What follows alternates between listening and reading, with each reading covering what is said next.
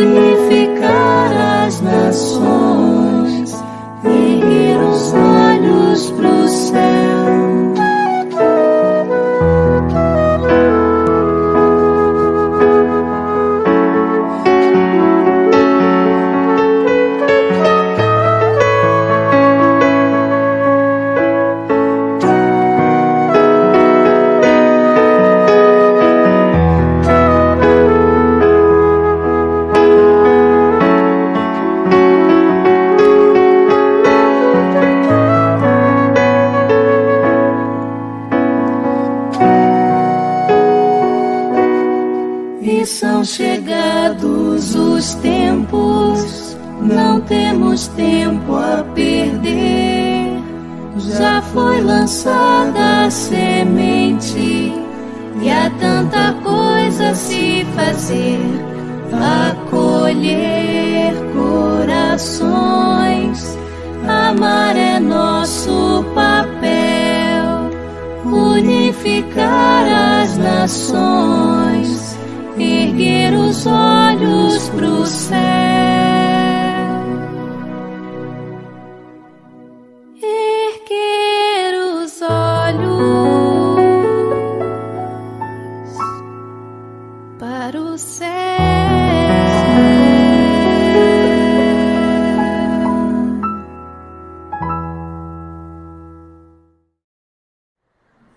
Então, meus irmãos, aqueles que quiserem fechar os olhos, vamos então agradecer ao nosso irmão amado Jesus pela oportunidade que estamos tendo aqui de ouvir a sua mensagem.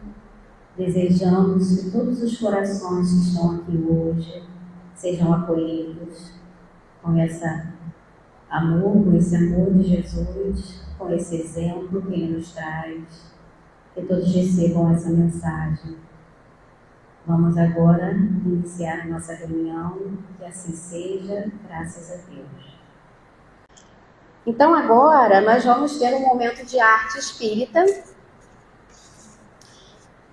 Quem vai apresentar esse momento de arte espírita é o nosso irmão Leonardo Nunes.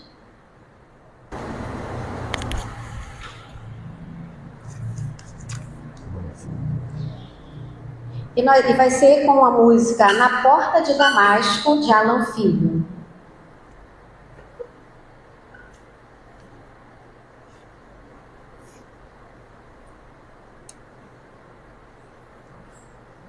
Boa noite.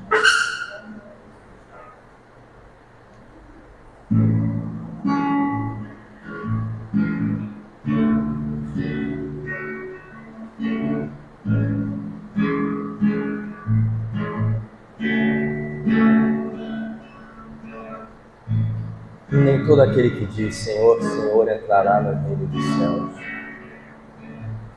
A verdadeira fé não se encontra apenas nas palavras, mas no agir, na busca sincera por autoconhecimento e na melhoria contínua como instrumento de Deus. Para entrar no reino é preciso a transformação da alma, uma entrega que exige mudança e a coragem de tentar se encontrar.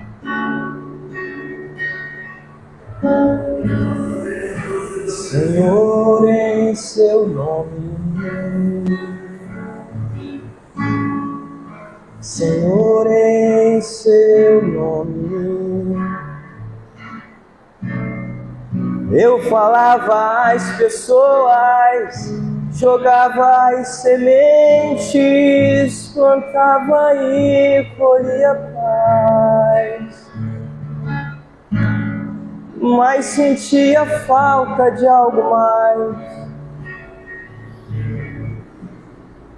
Eu fazia quase tudo e hoje tudo é quase nada frente à obra e seu Criador. Sinto não sabemos dar valor, faltava-me mudar e tentar me encontrar e tentar me conhecer, Senhor, ser mais um no seu rebanho a caminhar. Não me cabe só falar, também cabe agir e me tornar um instrumento seu a melhorar. Senhor, em seu nome, Senhor, em seu nome, Senhor, em seu nome. Eu fazia muitos planos, mas os anos seguem em frente e nos fazem ver quem somos. Cometemos mil enganos. Eu queria ser o leme, mas agia como âncora, retardando o meu caminho. Sou o meu próprio espinho, faltava-me mudar e tentar me encontrar e tentar me conhecer, Senhor, ser mais um no seu rebanho a caminhar. Não me cabe só falar, também cabe agir e me tornar um instrumento seu a melhorar. Senhor, em seu nome, quem sabe acompanha. Senhor, em seu nome, Senhor, em seu nome. E agora nós chegamos no momento mais importante da nossa reunião, que é o momento da palestra. E nós estamos iniciando o mês espírita em homenagem a Jesus, e o tema de hoje será a personalidade de Jesus. E nós vamos então convidar o nosso irmão Eduardo Ferreira, que fará a palestra dessa noite. O irmão frequenta a instituição Centro Espírita Luz e Verdade, que fica na rua Vitor Alves, 226, em Campo Grande. Bom, meus amigos, muita paz a todos. Sempre uma alegria muito grande poder vir aqui. Todos sabem que eu tenho um carinho enorme por essa casa, então sempre uma alegria muito especial quando estou aqui presente, tá? Então, obrigado pela oportunidade, pela presença, pelo carinho de todos. E a nossa temática, né, é sobre a personalidade de Jesus. É o nosso tema de hoje, a personalidade de Jesus, que é um tema bastante interessante, né, da gente refletir sobre a personalidade de nosso Senhor. Então, que Deus nos abençoe, né? Quando a gente fala em personalidade, nós estamos falando sobre as características, o comportamento, o jeito de ser de uma pessoa. E isso é que, resumidamente, caracteriza uma personalidade. A personalidade é o conjunto de jeito de ser, gestos, maneira de pensar, maneira de reagir, comportamentos, hábitos. Tudo isso somado será a constituição da personalidade de uma pessoa. O termo personalidade ele surgiu através da palavra persona, que a persona no passado, na época, principalmente na época da Grécia Antiga, era muito utilizado porque esse termo persona significava máscara e era utilizado nos grandes anfiteatros romanos, gregos, etc., quando se faziam peças teatrais, eram muito famosas as chamadas tragédias gregas, né? Que eram as peças de teatro na época, e se utilizava então muitas máscaras, porque era naturalmente o personagem. Essas máscaras na época eram chamadas de persona.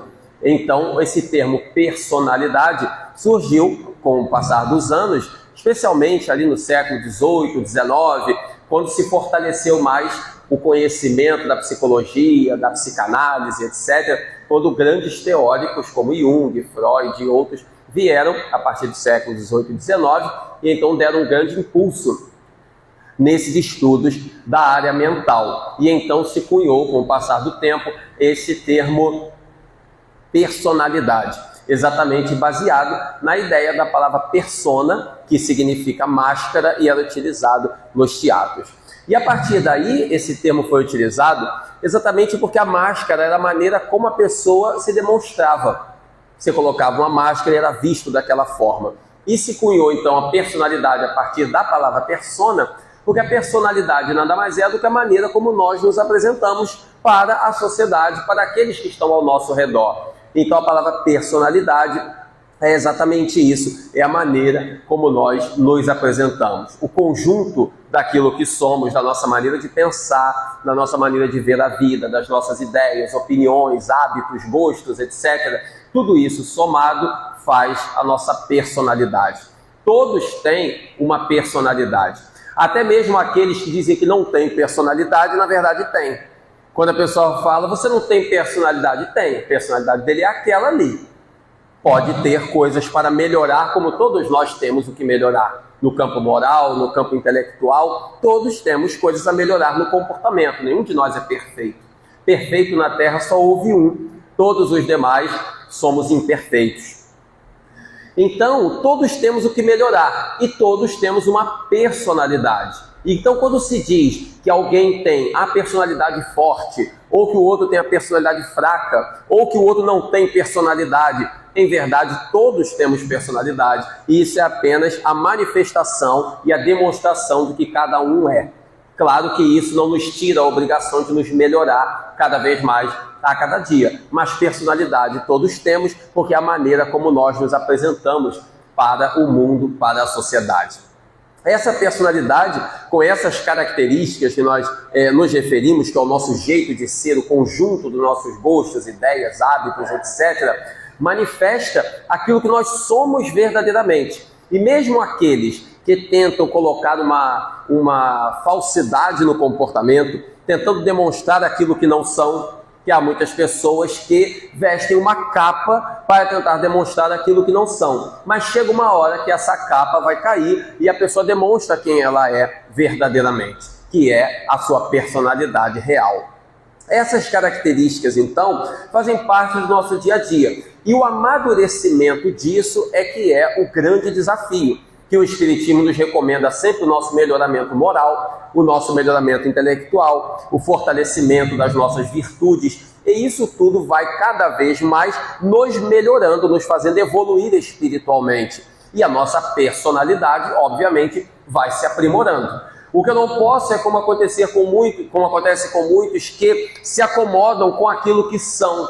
Então a pessoa diz, eu sou assim mesmo, esse é o meu jeito, como uma forma de justificar aquilo que são e então se acomodar como se não tivesse que fazer nenhum tipo de esforço para melhorar. Na verdade, nós devemos reconhecer aquilo que somos, mas ao mesmo tempo não podemos nos acomodar com isso e dizer eu sou assim mesmo. Eu sou assim mesmo, mas eu posso ser melhor. Não quer dizer que eu sou assim mesmo e vou continuar assim mesmo para o resto da minha vida.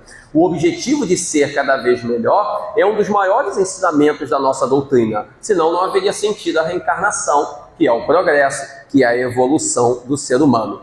E essa evolução no aspecto da personalidade, ela se dá em todos os ângulos que venhamos a considerar. Na área sentimental, emocional, intelectual, espiritual, em qualquer ângulo, em qualquer aspecto que nós venhamos a considerar, nós temos o que melhorar, em qualquer aspecto que venhamos a considerar. E Jung, por exemplo, o psicanalista Jung, ele costumava dizer que o ser humano ele é composto... Jung costumava dizer que o ser humano ele é composto de dois aspectos, que na sua psicologia ele chamava de ânima e ânimos, que Jung ele desenvolveu a chamada psicanálise analítica ou psicologia analítica, quando ele começou a estudar esses aspectos da personalidade. Ele se distanciou um pouco de Freud. Um tempo ele era discípulo de Freud e se distanciou um pouco de Freud devido a discordar de algumas ideias. E ele então começou a trabalhar esse conceito do ânima e do ânimos. Essas duas palavras, elas significam, e Jung fez um trabalho muito profundo nesse aspecto, essas duas palavras significam exatamente os dois ângulos da nossa personalidade. O lado ânima é exatamente o lado da leveza, da simplicidade, da empatia, da sensibilidade, da doçura, da ternura, esse lado mais sutil, mais sensível da nossa personalidade. É o chamado o lado ânima do nosso comportamento. O lado da liderança, da força, da coragem, da firmeza, do poder de decisão, e etc., são características do lado ânimos da personalidade.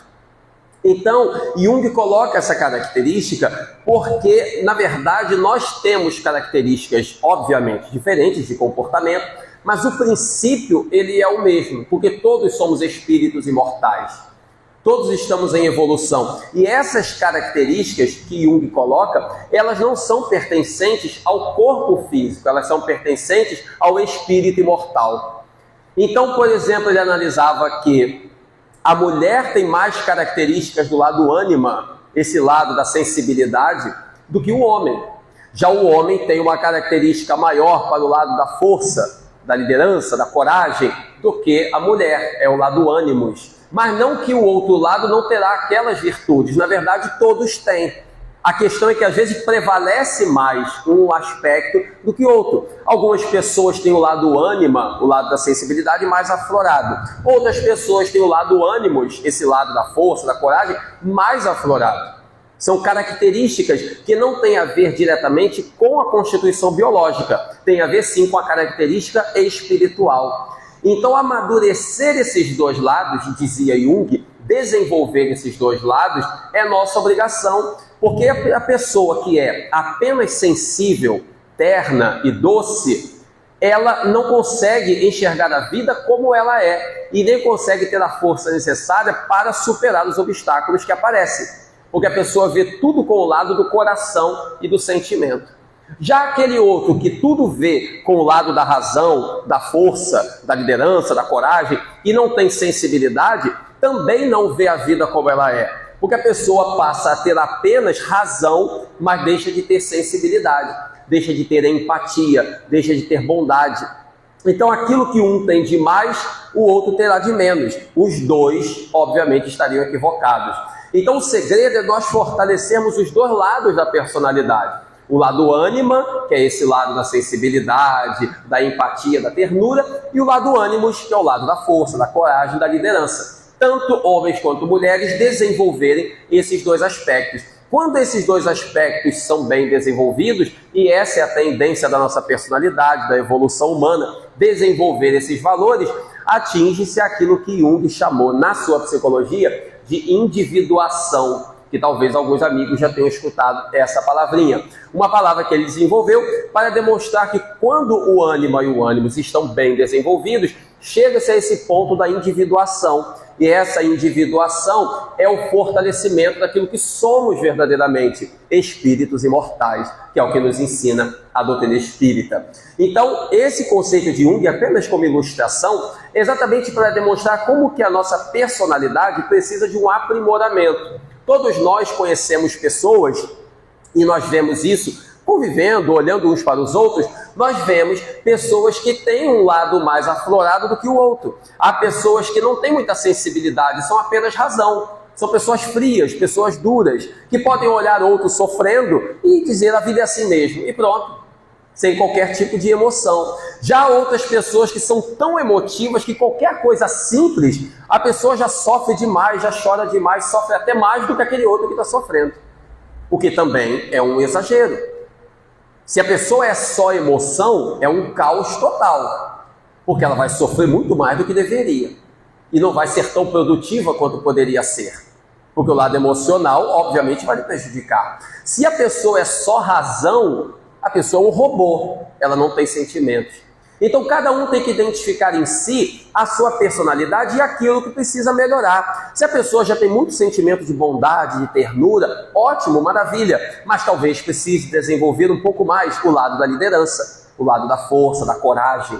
Aquele outro que tem muita coragem, ótimo, mas talvez possa ser um pouco mais doce, um pouco mais terno, um pouco mais gentil, um pouco mais simpático, um pouco mais bem-humorado. Ou seja, observar na nossa personalidade o que nós precisamos desenvolver. E esse desenvolvimento da personalidade de uma forma mais plena, mais profunda, mais completa, vai nos tornando cada vez pessoas melhores. E tornando-nos pessoas melhores, obviamente, aí está a evolução do ser humano. Por isso que a tese de Jung ela é muito semelhante à proposta que o Espiritismo traz. Tanto que na doutrina espírita, na nossa literatura, o espírito Joana de Ângeles trabalha em muitas das suas obras, especialmente na série psicológica que ela chama, através de Divaldo Franco, ela trabalha muito essas questões, inclusive cita Jung em muitas dessas obras, exatamente porque esse amadurecimento da personalidade, desses dois lados da evolução, demonstra que nós vamos desenvolvendo esses dois ângulos até tornar a personalidade ideal, até tornar a nossa personalidade mais plena, mais completa, que é exatamente o que o Espiritismo nos ensina. Quanto mais nós evoluímos, nós vamos equilibrando os nossos valores, as nossas virtudes. Nós não pecamos nem pelos excessos, nem pelas faltas. Nós vamos tendo uma personalidade equilibrada. Isso é o processo da evolução. Por isso que a proposta de Jung está muito bem dentro da proposta que o Espiritismo traz. Então, essa mensagem de Jung, no conceito de personalidade, no conceito de ânima e ânimos e do processo de individuação, que é esse ponto ideal do desenvolvimento da personalidade, onde se atinge o espírito elevado, o desenvolvimento moral e espiritual, essa plenitude espiritual. E essa ideia dele, que, repito, está perfeitamente de acordo com o Espiritismo, levar-nos a uma personalidade mais plena, mais perfeita. Essa personalidade mais plena, mais perfeita, que é característica de espíritos mais elevados e é característica especialmente daquele que foi o mais perfeito que já pisou na terra, que foi nosso Senhor Jesus Cristo. Ele sim foi a personalidade mais perfeita que já pisou na face da terra. E Jesus, nosso Senhor, todos esses conceitos que Jung falava e que outros psicólogos falavam, etc., nós vamos ver que nele encontra o ideal, encontra o ponto ideal. A mensagem de Jesus, o seu comportamento, a maneira como ele reagia às situações, demonstra que ele tinha a personalidade mais perfeita que o mundo já viu. Porque ele não pecava nem pelos excessos, nem pela falta. Nem pelo excesso do ânimo ou do ânimos, ou pela falta de um ou de outro. A sua personalidade era perfeita. Quando nós estudamos os evangelhos, nós vemos que Jesus, quando ele tinha que ser um pouco mais severo, ele era. E quando ele tinha que ser doce, ele também era doce. Mas a diferença do seu comportamento é que ele era doce sem ser piegas. E ao mesmo tempo ele poderia ser severo, mas sem nunca esbravejar, sem nunca humilhar, sem nunca insultar ninguém. Esse é o equilíbrio da personalidade, que é uma personalidade mais perfeita. Então Jesus ele tinha o ânima e o ânimos na sua plena sabedoria. A sua personalidade não pecava nem para um lado nem para o outro. Ele era forte e ao mesmo tempo tinha empatia. Era simples, mas ao mesmo tempo não era fraco. Não era tíbio, não era piegas. Era uma pessoa boa, mas ao mesmo tempo não era uma pessoa que se deixava enganar. Muitas pessoas são tão boas que se tornam boazinhas. Tomemos cuidado, nós temos que ser bons, mas não temos que ser bonzinho. Porque o bonzinho é aquele que os outros enganam. Nós não temos que ser bonzinhos, nós temos que ser bons. E ser bom não é fazer o que todo mundo quer. Ser bom não é concordar com tudo. Não é acreditar em tudo que os outros falam. Ser bom não é isso. Ser bom é fazer o bem. E fazer o bem, às vezes, pede opinião própria, pede seriedade. Quantas pessoas que não têm opinião, por exemplo, e concordam com tudo que outros falam? Qualquer coisa que alguém propõe, a pessoa concorda. O que vocês decidirem, para mim, está bom. Como muitos falam. Quer dizer, se as pessoas decidirem acabar o planeta, a pessoa está concordando. Quantos que não têm uma opinião própria, não que a gente tenha que ter opinião sobre tudo, não é isso. Mas a partir do momento que nós temos uma ideia, e aquela ideia para o bem, não temos que ter vergonha de manifestá-la. Se estamos numa reunião aqui de 10 ou 20 pessoas para decidir um assunto, pode ser que a minha opinião seja diferente de todo mundo, mas é minha obrigação manifestá-la. Pode ser que o grupo diga, por maioria, que queira outra coisa. Ok, mas pelo menos eu participei e manifestei a minha opinião. Nós não devemos seguir apenas com o que os outros pensam. Porque quando nós temos a nossa ideia, não é vaidade. Pode ser que a nossa ideia seja igual a de todo mundo. Também não tem problema nenhum, mas pelo menos nós tínhamos uma ideia. Agora, quando eu tenho uma opinião própria, e mascaro ela, ou minto, ou engano, simplesmente para ser bem querido por todos, como muitos que mentem. Quantas pessoas que dizem que gostam de uma coisa aqui, e essa mesma coisa dizem que não gostam acolá, simplesmente para agradar os dois lugares que se encontram. São pessoas de uma personalidade dúbia, são pessoas de um comportamento fraco, porque a pessoa não tem transparência diretamente. Por que para uns ela disse que gosta e para outros ela disse que não gosta? A mesma coisa. Então tomemos muito cuidado com isso. Não é que nós tenhamos que falar tudo nos olhos dos outros para agredir as pessoas verbalmente. Tem pessoas também que já pecam pelo excesso. Há pessoas que dizem, eu falo aquilo que eu penso. Ninguém teve que falar tudo o que pensa. Até porque nem tudo que a gente pensa é bom. Todo mundo tem ideias, às vezes ruins, coisas que passam pela cabeça e tal, que a gente tem que expulsar esses pensamentos, que muitas vezes nem são nossos. Às vezes são influências espirituais, às vezes é fruto do meio que a gente vive, às vezes foi alguma imagem que a gente viu na televisão, em algum filme, alguma coisa, e aquilo ficou na cabeça por algum motivo. Quantas coisas que passam pela nossa cabeça que a gente tem que expulsar, que não merece ficar na nossa mente. Então há pessoas que falam, eu falo o que eu penso. Em outras palavras, o mundo que me ature, porque eu, de maneira nenhuma, não tenho que falar tudo o que eu penso. Eu tenho que agir para o bem. Agora, eu não posso ser falso comigo mesmo, eu tenho que ser honesto comigo mesmo. Esse é o processo de autoconhecimento que se trabalha na filosofia. Quando Sócrates dizia, conhece-te a ti mesmo, é exatamente isso. Conhecer a si mesmo é assumir para si mesmo aquilo que nós somos, aquilo que eu sou, assumir para mim. E ao mesmo tempo ser aquilo ali. Se eu gosto muito de alguma coisa, eu não posso dizer aqui que eu gosto e para o outro dizer que eu não gosto, para agradar um lá, agradar o outro aqui. Ou seja, eu vou estar indo de acordo com o pensamento dos outros, não com o meu. Então tomemos muito cuidado com isso, para que a nossa personalidade não seja uma personalidade tão falha que a gente não tenha rumo, que nós vamos aonde os outros mandam, aonde todo mundo quer, sem ter uma ideia, como muitos que estão pelo mundo, sem saber para onde vão, sem saber o que fazer. E nós temos que ter um caminho para seguir, e o nosso caminho é o caminho do bem. É como na história da Alice no País das Maravilhas. Eu gosto muito dessa passagem, não me lembro nem se já contei aqui, talvez até já tenha contado, não sei. Mas eu gosto muito de uma passagem que está no livro Alice no País das Maravilhas, talvez alguns amigos lembrem. Esse livro é um livro infantil, naturalmente, mas tem ensinamentos maravilhosos. E a história de Alice no País das Maravilhas, ela começa quando Alice está na beira de um lago, e então ela olha um coelho. E o coelho tinha um relógio. E, de repente, o coelho também colocou a mão no bolso. E Alice achou aquilo estranho, um coelho de relógio, e ainda com a mão no bolso. E aí, de repente, o coelho, ele parte correndo para dentro de uma gruta, de uma caverna. E Alice achou aquilo estranho e correu para dentro da caverna, atrás do coelho. Quando ela entra naquela caverna, ela começa a entrar num lugar totalmente diferente, onde os animais falam, onde tem coisas diferentes e tal. E aí começa Alice no País das Maravilhas. É uma história de ficção, evidentemente. Mas tem uma parte muito interessante, muitas partes são muito interessantes, mas tem uma parte que eu gosto muito, quando a Alice está perdida em determinado momento.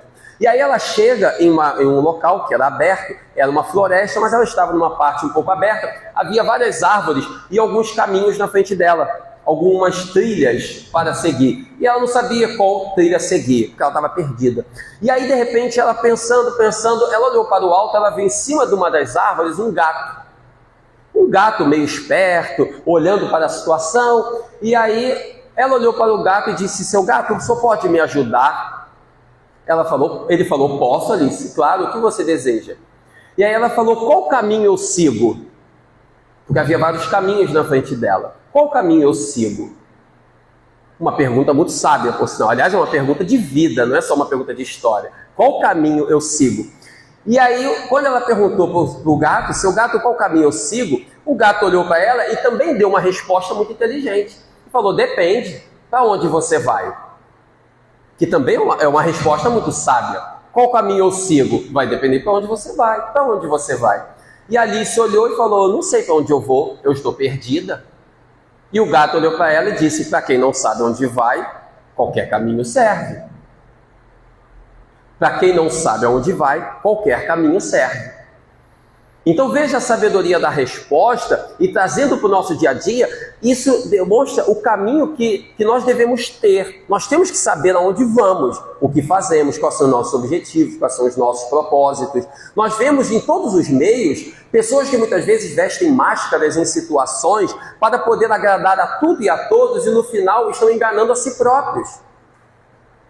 Quantas pessoas que vão começar, por exemplo, um namoro e aí vestem uma máscara para poder conquistar a outra pessoa. Então, se a pessoa fuma, ela não demonstra que fuma na frente do outro. Se ela fala palavrão, ela não fala palavrão na frente do outro. Tudo isso vai poder mostrar um bom comportamento. Mas no momento em que a união se faz, essa máscara cai. Porque no dia a dia, ninguém consegue vestir uma máscara. Todo mundo mostra quem é. É onde muitas pessoas se decepcionam com outras. Porque o outro não demonstrou quem ele era verdadeiramente. Ou seja, ao tentar enganar os outros, nós enganamos os outros e enganamos a nós próprios. Então, ser transparente, mas ser transparente, claro, para o bem. Não é a pessoa achar, como eu disse, eu sou como eu sou e os outros que me aceitem assim. Não, eu tenho que ser como eu sou, mas lutar para ser cada vez melhor. Essa é a mensagem do Espiritismo, nosso melhoramento moral. Então, a nossa personalidade é isso, a gente se conhecer, aceitar como nós somos. Porque enquanto nós não aceitarmos o que somos, a gente não evolui. Enquanto eu mascaro aquilo que eu sou, eu não melhoro a minha personalidade. Se eu sou uma pessoa que tem determinado defeito, por exemplo, se eu tenho algum vício, se eu sou muito invejoso ou coisa do tipo, para eu melhorar aquilo, a primeira coisa que eu tenho que fazer é aceitar que eu tenho aquilo. Se eu não aceitar, eu não melhoro. Enquanto eu achar que eu não tenho inveja nenhuma, eu não vou melhorar inveja nenhuma, porque eu acho que eu não tenho. No momento em que eu aceitar que, não, eu tenho inveja, esse é um dos meus defeitos, aí a gente abre o espaço para começar a melhoria. É como um problema de saúde, a pessoa só pode tratar quando sabe que tem. Enquanto não sabe, vai tratar do quê? Então, quando a gente admite para nós mesmos aquilo que nós somos e aquilo que temos no campo moral, a gente abre espaço para a nossa transformação. Por isso que o autoconhecimento, ele pede também humildade. Ser humilde para assumir os próprios defeitos. Então, qual a dificuldade que eu tenho em determinado comportamento? Todos nós temos dificuldade. Qual a dificuldade que eu tenho, que cada um de nós tem? E então a gente reflete para ver o que precisamos melhorar. Quantas pessoas, por exemplo, que têm uma dificuldade imensa de pedir desculpas? Elas sabem quando erram, percebem que erraram, fazem de tudo possível para agradar o outro, para corrigir o seu erro, mas não têm coragem de pedir desculpas. É uma limitação. Quantas pessoas que nunca falaram que amam? Às vezes convive com o filho há 20 anos, com a esposa há 30 anos, mas nunca disse eu te amo para ninguém. É uma dificuldade que a pessoa tem. Então está ali um ponto a ser trabalhado. Então cada um de nós tem suas dificuldades, suas debilidades que precisam ser trabalhadas. E cabe a nós identificar esses pontos para que eles sejam melhorados. Obviamente, o que é bom para um, para outro não é tanto. O que é fácil para uns, para outros pode ser muito difícil. Para mim é muito fácil, por exemplo, ficar sem usar drogas, porque eu nunca usei. Agora, para alguém que é viciado, a pessoa às vezes precisa de internação, precisa passar um tempo numa clínica, precisa de um tratamento severo, porque para ele é muito difícil. Eu que nunca usei drogas, para mim é muito fácil. Colocar na minha frente, para mim não vai fazer diferença nenhuma que eu não vou usar, porque eu nunca usei. Mas para o outro vai ser difícil. Outras coisas para mim podem ser mais difíceis. Então cada um de nós está no seu momento. Cabe a cada um identificar aonde está a sua dificuldade, ou as suas dificuldades para poder melhorar. E esse melhoramento moral vai fazendo com que a nossa personalidade vai se aprimorando. Por isso que, ao falar de personalidade, Jesus foi o maior exemplo de personalidade perfeita que nós tivemos na Terra. Ninguém teve uma personalidade tão plena quanto a dele. Porque ele sabia equilibrar todas as virtudes, ele sabia o momento certo de ser simples, de ser terno, de ser doce, e ao mesmo tempo sabia o momento certo de ser mais severo, de ser mais correto, de ser mais austero de acordo com a situação. E nos momentos em que ele era doce, terno e simples, ele também não era fraco, não era piegas. E nos momentos em que ele era mais severo, mais austero, ele também não era autoritário. Ele sabia ser severo ensinando. Não é como aquelas pessoas que, a pretexto de serem severas, de serem austeras, gostam de se impor, gostam de humilhar os outros, de diminuir as pessoas. Porque quem está no cargo de comando, numa posição de liderança, e sabe que é hora de chamar a atenção de alguém, a pessoa faz isso elevando o outro. Porque até na hora de você chamar a atenção, de você ser um pouco mais rígido, a gente eleva as pessoas. Não é como muitos que fazem tentando humilhar, tentando diminuir. Aqueles que tentam diminuir os outros têm problemas psicológicos neles mesmos. Porque se eu tenho necessidade de diminuir o outro para me sentir maior, alguma coisa está errada comigo. De alguma forma eu me sinto pequeno e quero me sentir grande naquele momento. Muitas vezes é falta de autoestima, muitas vezes é insegurança. E aí se manifesta de várias formas. Quantos desatinos de personalidade a gente vê na nossa sociedade? Quantas pessoas, às vezes vemos, por exemplo, passando um carro com um som nas alturas. Muitos jovens gostam disso, principalmente meninos, né? Meninas nem tanto. Meninos, muitos gostam de carro pela rua e colocam o som muito alto. Muitas vezes é falta de autoestima. Muitas vezes é falta de autoestima. Porque se a pessoa tem a estima boa e ela quer ouvir música, ela coloca a música para ela ouvir. É ela que quer ouvir música. E ela vai ficar feliz com ela própria ouvindo música. A partir do momento que ela coloca para todo mundo, obrigando a humanidade inteira, a vizinhança inteira a ouvir, ela está querendo chamar a atenção das pessoas. E por que ela quer chamar a atenção das pessoas? Para se sentir valorizada. Porque no fundo ela se desvaloriza. Ela não se sente valorizada. Ela não tem amor próprio, amor por si mesmo. Muitas vezes não tem amor em casa. E então busca chamar a atenção de alguma maneira. Então toda vez que alguém tem comportamentos dessa natureza, tentando chamar a atenção dos outros para si, normalmente, não vou dizer em todos os casos, mas normalmente é uma autoestima baixa. A pessoa não tem uma estima boa por si próprio. Porque quem tem uma estima boa, a pessoa ela é feliz, ela fica bem. Ela pode estar entre os amigos como pode estar sozinha, ela está bem. Se ela resolve ouvir música, ela bota uma música para ela ouvir. Se ela quer ler um livro, ela se recolhe no canto dela e vai ler um livro. Não precisa de estardalhaço, não precisa chamar atenção, não precisa de um monte de gente para olhar para ela. E isso são coisas que, com o tempo, a gente vê o comportamento humano e o ser humano vai aprendendo a superar quando o ser humano resolve se esforçar para melhorar, obviamente. Porque há muitos que atravessam uma existência inteira, uma vida inteira, e não se preocupam em melhorar absolutamente nada. Mas quando nós olhamos, observamos o comportamento, temos esse olhar de detectar as coisas, nós vamos conseguindo aos poucos ir corrigindo o que precisa ser corrigido. Então Jesus não tinha essas questões. Em tudo Jesus foi o nosso maior exemplo. Em tudo nosso Senhor, Ele foi o nosso maior modelo. Nesse aspecto, por exemplo, como eu disse, Ele sabia ter autoridade sem ser autoritário, que é uma grande diferença. Ele sabia ser bom sem ser uma pessoa frágil. Ele sabia ser sincero sem ser agressivo. Ele sabia a melhor maneira de agir em cada momento. Tanto ele sabia demonstrar a sua força, como, por exemplo, quando ele aplacou uma tempestade, quando ele acalmou o mar, ou quando ele caminhou sobre as águas, ele demonstrou sua força, como ele também demonstrava a sua simplicidade quando ele lavou os pés dos discípulos. Lavando os pés dos discípulos no momento da ceia, demonstrando a sua grandeza nas duas situações. Nos dois aspectos ele demonstrou a sua grandeza. A pessoa não precisa se achar a maior do tempo inteiro. E também não precisa se achar a menor do tempo inteiro. Cada momento pede uma atitude. Se o momento pede força, sejamos fortes. Se o momento pede mais ternura, sejamos ternos. Mas sempre com equilíbrio, sempre com educação, sempre buscando o que é o melhor e não satisfazer as nossas vaidades pessoais. De achar que devemos ser melhor do que o outro, que devemos nos impor, que devemos gritar, que devemos... Isso, na verdade, esconde determinadas falhas de comportamento, determinados desequilíbrios da personalidade. Inúmeros exemplos da vida de Jesus nós podemos pegar em que ele demonstra essas características. Por exemplo, quando ele fala dos fariseus, hipócritas, por que me tentais? Olha a severidade do Senhor, sem ser ignorante, sem ser bruto. Simplesmente sendo severo, quando os fariseus se aproximavam dele para o tentar, como por exemplo quando mostraram a moeda que era paga como imposto, lhe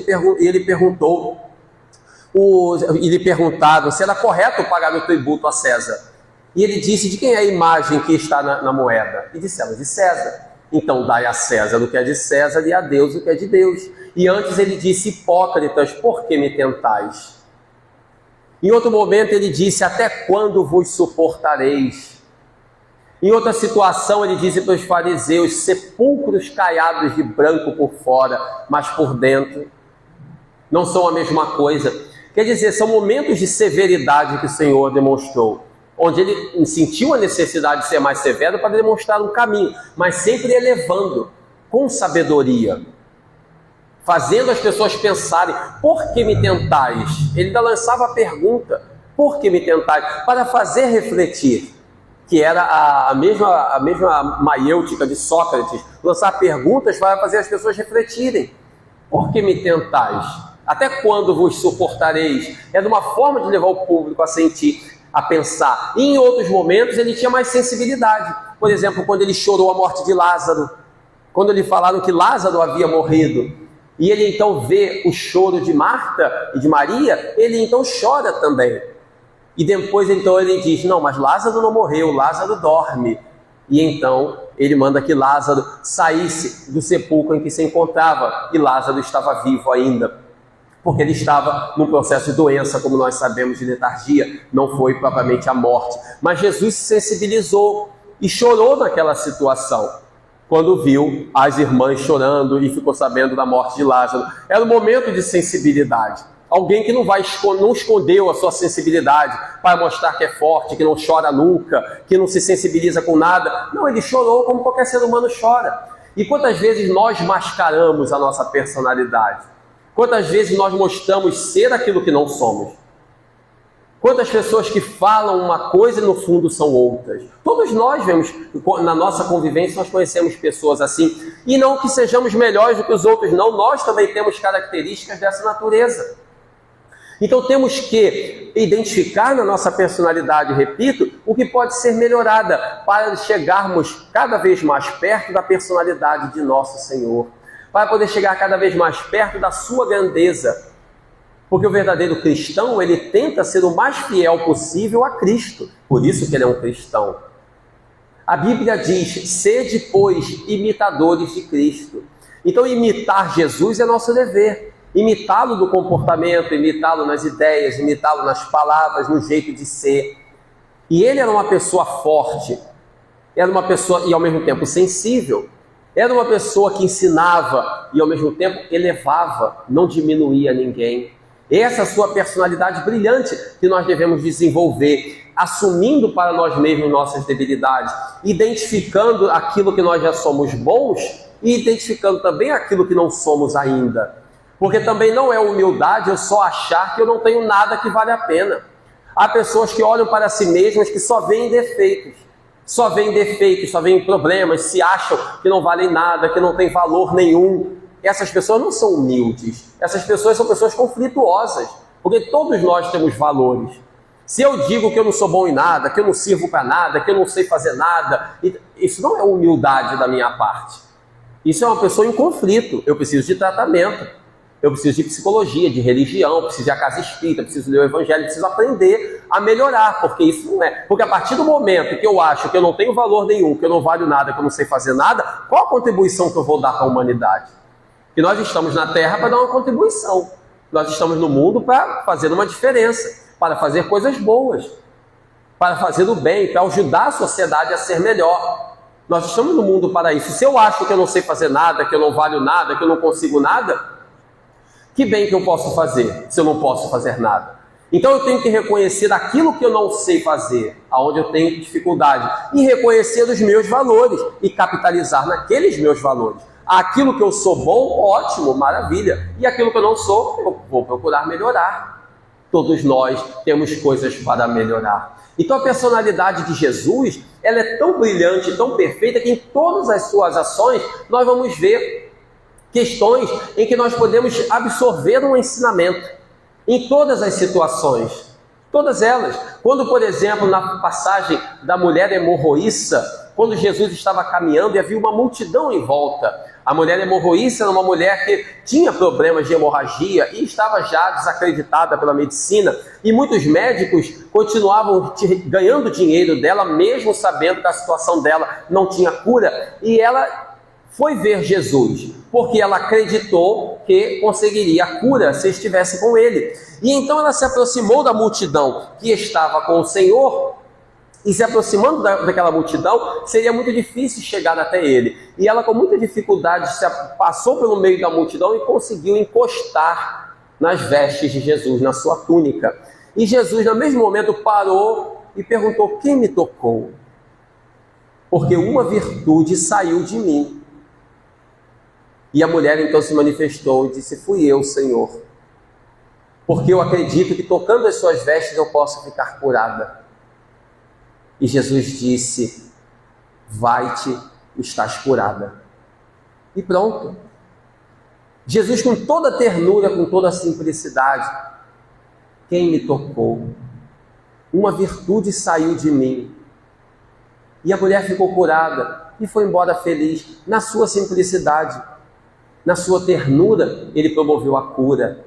Já em outras situações, as mesmas curas pediam um pouco mais de força, de severidade. Por exemplo, quando Jesus estava em Cafarnaum, e então havia um homem que era paralítico, e paralítico de nascença.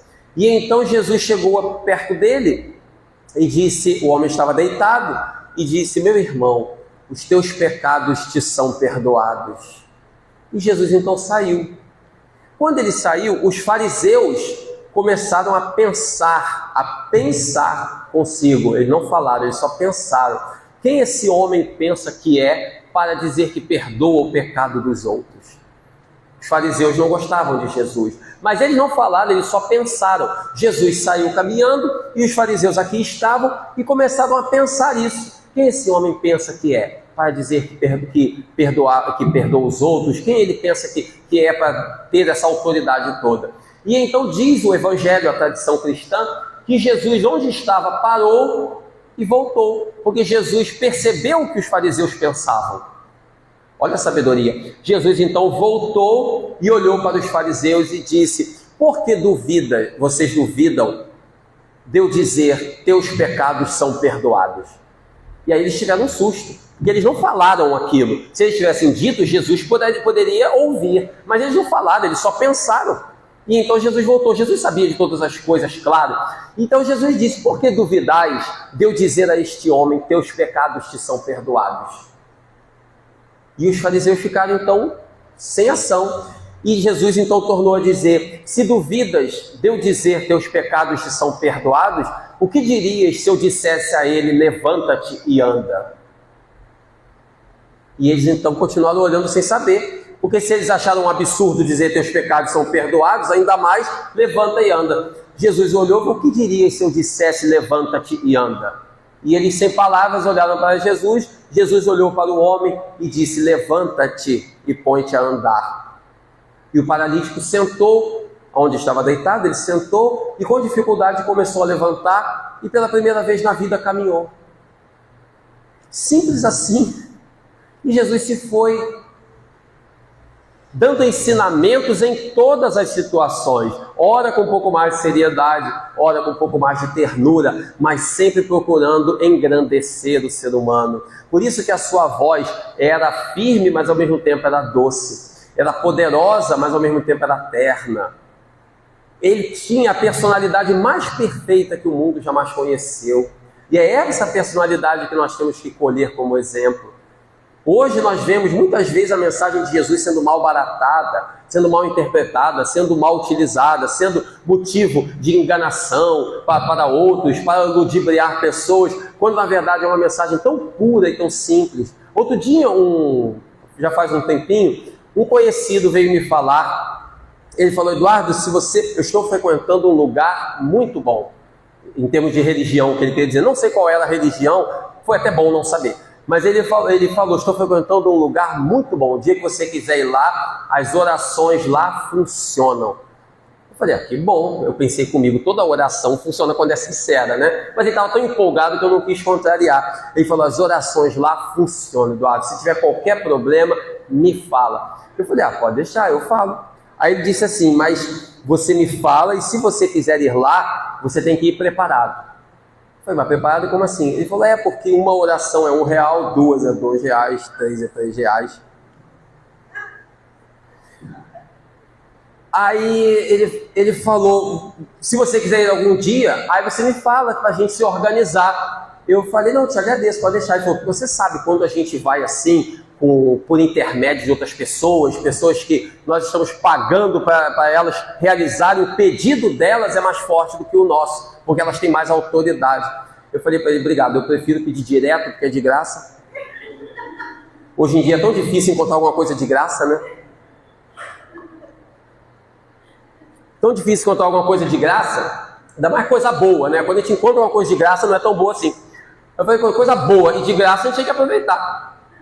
Aí eu falei com ele, eu prefiro pedir direto, porque é de graça e ele vai me ouvir. Ele sempre me ouviu a vida inteira.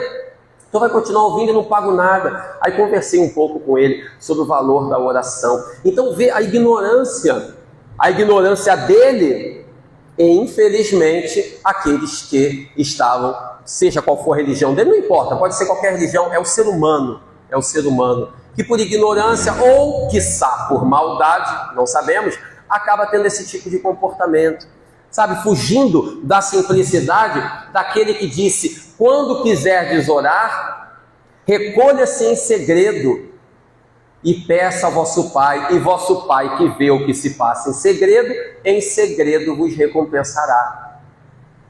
Tudo está no Evangelho, tudo está, não existe nada secreto.